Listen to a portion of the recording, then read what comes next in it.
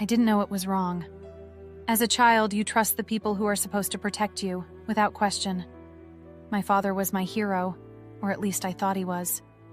He was the one who held my hand when I learned to walk, who told me bedtime stories, who made me laugh when I felt sad. But as I grew older, I realized that those moments weren't the whole story. There was another side, a darker side, hidden beneath the surface. Back then, I didn't understand why certain moments felt different, heavy.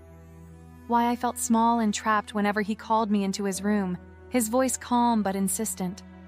He would say things like, "This is just between us," and "You're my special girl." At first, I wanted to believe him. I wanted to believe that what he said and did was normal, that it was love. But love isn't supposed to feel like fear.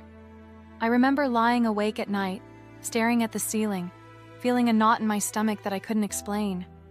I didn't have the words for it then, but I felt it, the wrongness of it all.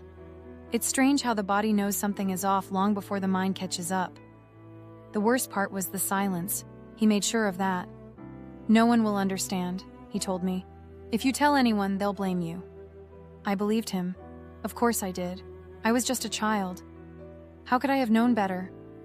As I grew older, the world around me started to expand. I began to see how other families worked, how other fathers treated their children. At school, my friends would talk about their dads, how they would cheer them on at soccer games or help them with homework. Their voices were filled with pride, with love that didn't carry the weight of a secret. That's when it hit me. What he had done to me, what he made me carry all those years, it wasn't normal. It wasn't love. It was a betrayal, the deepest kind. The realization didn't bring relief.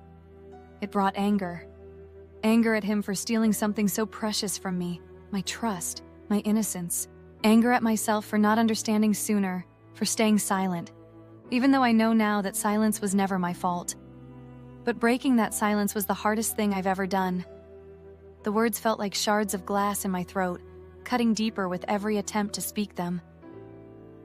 I remember sitting in my room, staring at the phone, my hands shaking as I dialed the number of a close friend. I couldn't say it at first.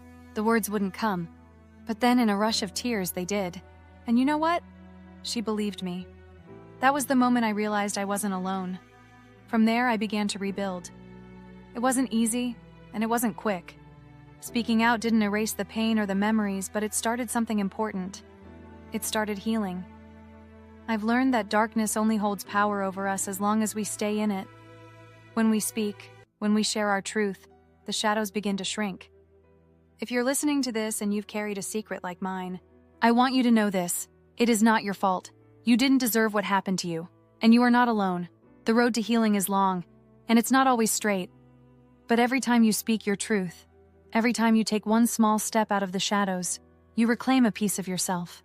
And you are worth every step.